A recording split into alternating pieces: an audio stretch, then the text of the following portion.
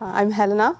And I'm Anthony from Echo Brewery. So we are an African-inspired brewery. So we're both from London, and we just really wanted to bring something about our heritage into our love for beer. I guess to start off with, it's a great opportunity to collaborate with such a world-renowned brewery. Just going forward, I think in the craft beer scene, it's always good to work with other breweries and collaborate and come up with good ideas and create great beer. Just looking around the industry, as much as we loved it, we couldn't really see anybody else that, looked at us, reflected what our interests, and so we thought it would be a great way to just bring those people to the beer industry. Like Anthony said before, we feel that the craft beer scene is very inclusive, or at least based on what we've seen.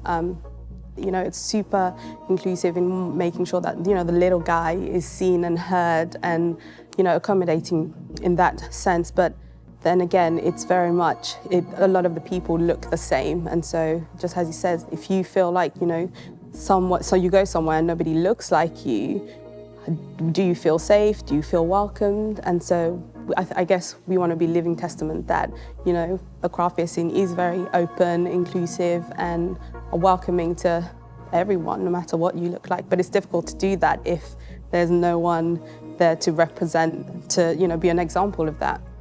So when it comes to the route to market and getting into restaurants, as opposed to sort of bars, pubs and bottle shops that you typically see craft beer in, we feel that getting into restaurants has been easier, mainly because they try the beer and they like it and it's different from what they typically sell. Looking at the bigger picture and looking at the market as a whole, so craft beer is very good at serving the people that are already within that craft beer scene.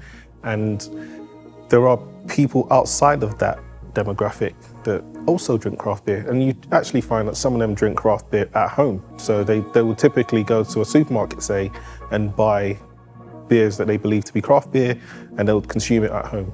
I believe listing in the supermarket would definitely help to introduce audiences that are not currently being served by the craft beer scene to craft beer, especially for a business like ours, where it's almost as though there's a gradual step of introduction into craft beer for a lot of people that come from our community. And then I guess the next step would be getting them more involved and more included in the wider craft beer scene. So beer festivals, craft beer pubs, bottle shops, getting them to actually go and appreciate some of the wider selection of craft beer that's available in those spaces. I do feel that, in a way, we are conceding ground by not taking up space on the supermarket shelves. There's a whole world out there that you just haven't discovered. And then once they do taste them, they're like, oh my goodness, this is amazing. There's all these different arrays of beers that they never knew about, and actually they discovered that, yeah, maybe I am into beer. I'm one of those people. I was one of those people who was just like, oh, well, I don't think I'm really into beer, because for me, it was just grain and water. And then I discovered this and I was like, what is happening? Like, it's mind-blowing. If anything, it helps us grow as a business, because now you're thinking of innovative ways of providing to those bottle shops, which is honestly what we want to do. Whatever goes out in the supermarket, we still want to make sure that whatever's going to go to the bottle shops, that what they get, is different and new, and it keeps us thinking, and it keeps us wanting to make more beer and better beer, if anything. Coming into this, we were like, okay, we want to do this. We're excited about it, but there was a massive amount of apprehension, not just because it's a new venture, but also because we do not look like anybody else.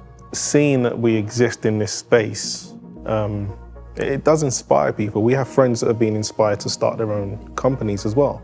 They started their own business off the back of the little success that we've had up to this point. So, yeah, I think it does inspire others. It does mean that they can see a space where they can actually belong. They can see a space where they can actually coexist, and it sort of draws them to craft beer.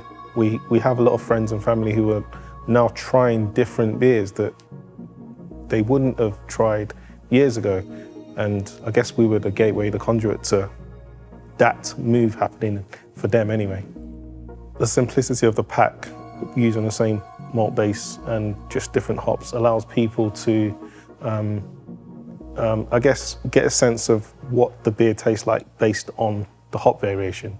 It allows people to start to learn a bit more about beer and about how the hop impacts the flavour and the aromas that you get from the beer.